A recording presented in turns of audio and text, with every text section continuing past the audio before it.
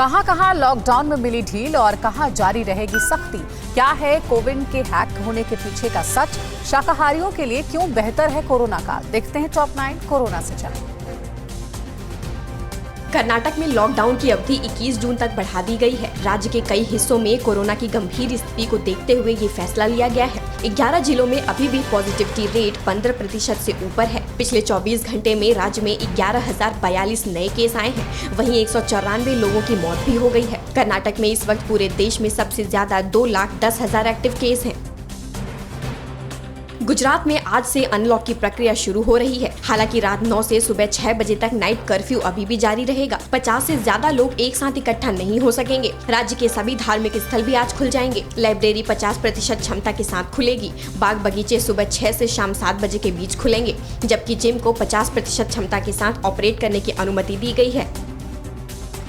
केजरीवाल सरकार online shopping कंपनियों से जुड़े सभी डिलीवरी एजेंट्स को प्राथमिकता के आधार पर वैक्सीन लगवाएगी। दिल्ली के उप मुख्यमंत्री मनीष सिसोदिया ने इसके लिए स्वास्थ्य विभाग को ऑनलाइन कंपनियों से संपर्क करने को कहा है, जिससे कि उनके यहाँ काम करने वाले डिलीवरी एजेंट्स को जल्द से जल्द वैक्सीनेट किया जा सके।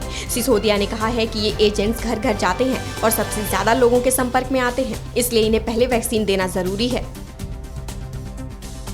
टीकाकरण की नई गाइडलाइन के तहत कोविन प्लेटफॉर्म पर अब शहरी और ग्रामीण इलाकों में कोविड वैक्सीनेशन सेंटर की भी जानकारी होगी। इस बीच राज्यों को सलाह दी गई है कि हेल्थ केयर वर्कर्स और फ्रंटलाइन वर्कर्स की सेकेंड डोज को प्राथमिकता दें। कुछ राज्य हेल्थ केयर वर्कर्स और फ्रंटलाइन वर्कर्स की सेकेंड डोज को लेकर राष्ट्रीय औसत से काफी नीचे हैं। केंद्रीय स्वास्थ्य मंत्री डॉक्टर हर्षवर्धन ने कोविन प्लेटफॉर्म हैक होने की खबर को शुरुआती नजर में फेक बताया। हालांकि मंत्री ने ट्वीट में ये भी कहा है कि मामले की जांच चल रही है। दरअसल वैक्सीनेशन से जुड़े 15 करोड़ यूजर्स का डेटा लीक होने की खबर आने के बाद डॉक्टर हर्षवर्धन ने ये सफाई दी है। कोविन प्लेटफॉर्म पर सर्च करते समय आप सावधान रहें, वरना आपका अकाउंट 24 घंटे के लिए ब्लॉक हो सकता है। केंद्र सरकार ने कोविन प्लेटफॉर्म पर सर्च करने की शर्तें तय की हैं। अगर कोई कोविन प्लेटफॉर्म पर 15-15 मिनट के अंतराल पर 50 बार लॉगिन करता है और 1000 बार सर्च करता है तो उसका अकाउंट 24 घंटे के लिए ब्लॉक कर दिया जाएगा। इस बार कोरोना महामारी ने लाखों लोगों को बड़े बुरे दिन दिखाए हैं। हैदराबाद की रेशमा भी उन बदकिस्मतों में शामिल हैं, जिन्होंने अपनों को खोया है। रेशमा के पति की कोविड से मौत हो गई। अब घर चलाने की जिम्मेदारी इन्हीं पर है। रेशमा अपने 4 साल के बच्चे को यूं ही ढेले पर बिठाकर साथ रखती हैं और रोजी रोटी का इंतजाम करती हैं।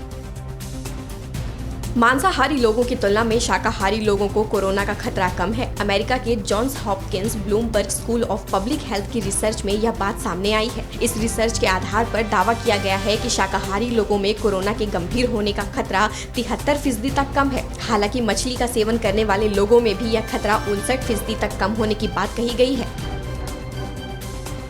कोरोना के खिलाफ अब आपके पसंदीदा कार्टून कैरेक्टर भी सड़कों पर उतर आए हैं।